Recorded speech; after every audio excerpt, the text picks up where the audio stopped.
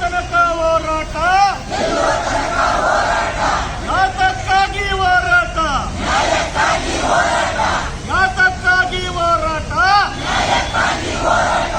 ಎಲ್ಲಿಯ ತನಕ ಹೋರಾಟ, ಎಲ್ಲಿಯ ತನಕ ಹೋರಾಟ.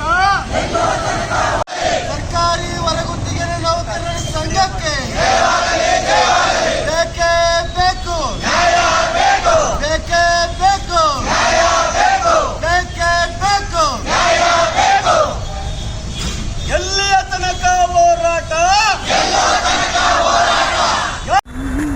ಸರ್, ಈ ದಿನ ನಾವು ಸರ್ಕಾರಿ ಹೊರಗುತ್ತಿಗೆ ನೌಕರರ ಸಂಘ ಹಾಸನ ಜಿಲ್ಲಾ ಶಾಖೆ ವತಿಯಿಂದ ಏನು ಸುಪ್ರೀಂ ಕೋರ್ಟ್ ಏನು ಜಾರಿಗೊಳಿಸಿದೆ ಕನಿಷ್ಠ ವೇತನ ಕೊಡಬೇಕು ಅಂತ ಹೇಳಿ, ಆ ನಿರ್ದೇಶನದ ಮೇರೆಗೆ ಸರ್ಕಾರ ಇಲ್ಲಿವರೆಗೆ ಹೊರಗುತ್ತಿಗೆ ನೌಕರರ ಒಂದು ಕನಿಷ್ಠ ವೇತನ ಜಾರಿಗೊಳಿಸಬೇಕಾಗಿತ್ತು.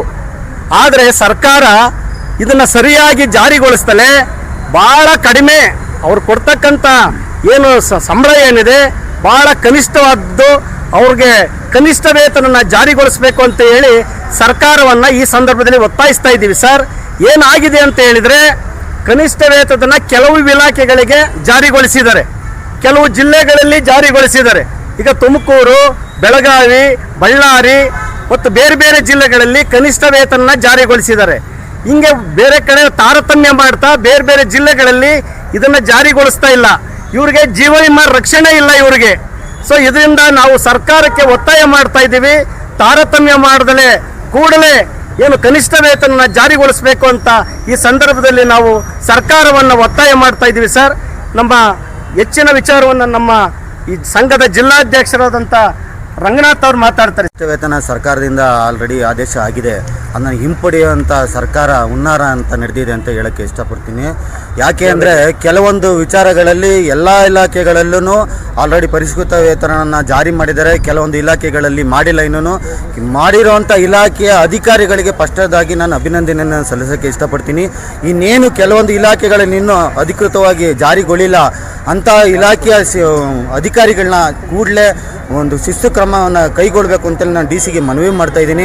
ಹಾಗೆಯೇ ಸರ್ಕಾರಕ್ಕೂ ಒಂದು ಎಚ್ಚರಿಕೆಯನ್ನು ಕೊಡ್ತಾ ಇದ್ದೀನಿ. ಈಗೇನು ಕನಿಷ್ಠ ವೇತನ ಜಾರಿಗೊಳಿಸಿದ್ರೆ ಈ ಲೆಕ್ಕ ಪರಿಶೋಧನಾ ಇಲಾಖೆಯಲ್ಲಿ ಅದನ್ನು ತಡೆ ಹಿಡಿದು ಅದನ್ನು ಪರಿಶೀಲನೆ ಮಾಡ್ತೀವಿ ಅಂತ ನೀವೇನು ಈಗ ಮೌಖಿಕವಾಗಿ ಅದರ ಇದರಲ್ಲಿ ನೀವು ಹೇಳ್ತಾ ಇದ್ದೀರಾ, ಅದನ್ನು ನಾವು ಇನ್ನೂ ಅದನ್ನು ನೀವು ಮಾಡ್ತಿರೋ ಬಿಡ್ತೀರಾ, ಪರಿಶೀಲನೆ ಮಾಡ್ತಿರೋ ಬಿಡ್ತಿರೋ ಗೊತ್ತಿಲ್ಲ. ಆದಷ್ಟು ಬೇಗ ಈ ಒಂದು ಕನಿಷ್ಠ ವೇತನವನ್ನು ನೀವು ಜಾರಿಗೊಳಿಸಲಿಲ್ಲ ಅಂತಂದರೆ ಇನ್ನೂ ಹೆಚ್ಚಿನ ಸಂಖ್ಯೆಯಲ್ಲಿ ಈ ಸರ್ಕಾರಿ ಹೊರಗುತ್ತಿಗೆ ನೌಕರರ ಪ್ರತಿಯೊಬ್ಬ ಸಂಘದ ಸದಸ್ಯರು ಫ್ರೀಡಂ ಪಾರ್ಕಲ್ಲಿ ಕೂತ್ಕೊಂಡು ಸರ್ಕಾರಕ್ಕೆ ಮುತ್ತಿಗೆ ಹಾಕುವಂಥ ಕೆಲಸವನ್ನು ಮಾಡ್ತೀನಿ ಅಂತ ಈ ಸಂದರ್ಭದಲ್ಲಿ ಹೇಳ್ತಾ ಇದ್ದೀನಿ.